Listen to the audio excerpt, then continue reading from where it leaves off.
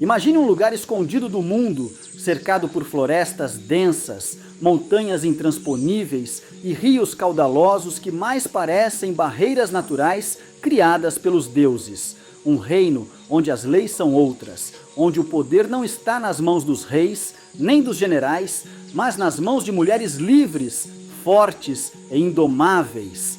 Esse é o território das Amazonas, uma das sociedades mais fascinantes, temidas e lendárias que a humanidade já ousou imaginar. Dizem que eram mulheres forjadas na batalha desde cedo. Ainda meninas, aprendiam a cavalgar com destreza, a manejar o arco e a empunhar a espada como se fossem extensões do próprio corpo. A guerra para elas não era um fardo a ser suportado, mas uma arte a ser dominada, um ritual que fazia parte do ciclo natural da vida. Cresciam determinadas, leais à sua irmandade e fiéis a um único princípio: jamais se submeter a ninguém. A tradição grega falava delas com um misto de fascínio e medo. As Amazonas eram uma afronta direta ao mundo conhecido, um desafio ao poder masculino predominante. Não à toa, os maiores heróis da mitologia grega, que simbolizavam a força e a virtude masculina, se viram em algum momento diante dessas guerreiras implacáveis. Entre todas, Hipólita talvez seja a mais famosa. Rainha soberana, seu poder era simbolizado por um cinturão mágico, presente de Ares, o próprio deus da guerra. Esse cinturão representava não só sua liderança, mas também a força divina que a acompanhava. E foi justamente esse objeto que Hércules teve que conquistar em um dos seus 12 trabalhos.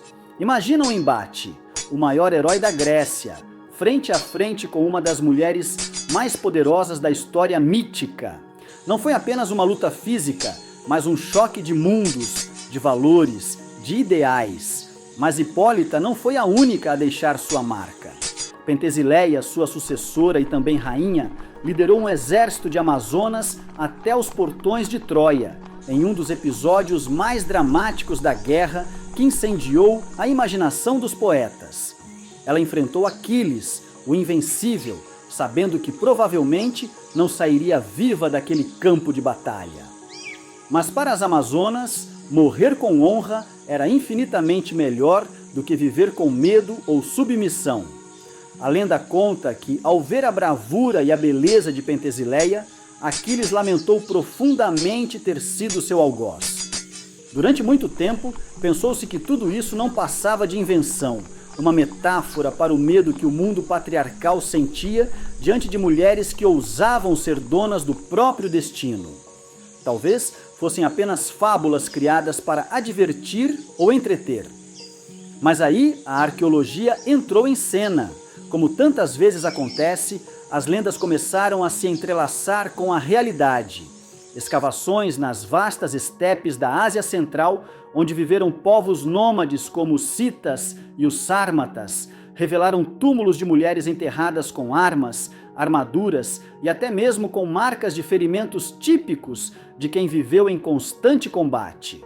Arqueólogas e arqueólogos encontraram esqueletos femininos ao lado de arcos, flechas e lanças, alguns com sinais de terem morrido em batalhas violentas. Eram guerreiras, cavaleiras habilidosas, mulheres que compartilhavam com os homens não só o espaço social, mas também o campo de batalha.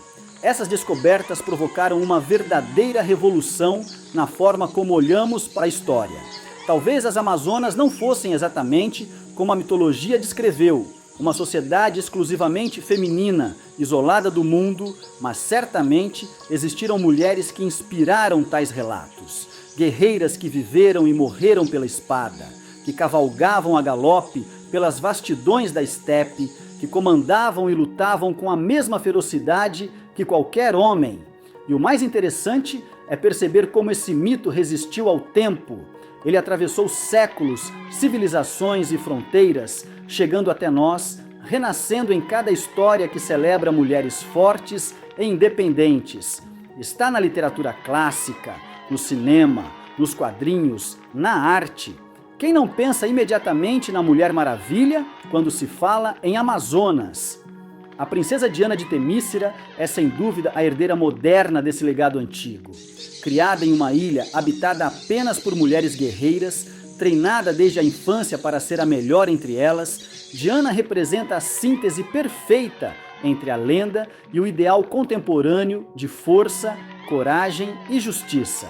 O que as Amazonas simbolizam é muito mais do que coragem ou habilidade militar. Elas são a expressão máxima da liberdade, da resistência, da recusa em aceitar limites impostos de fora. São, no fundo, um chamado para que cada um de nós, homem ou mulher, lembre que pode ser senhor da própria vida, dono do próprio destino.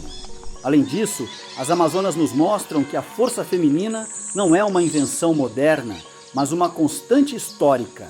Sempre houve mulheres que romperam com os papéis tradicionais, que lutaram, que comandaram, que não aceitaram ser silenciadas ou invisibilizadas.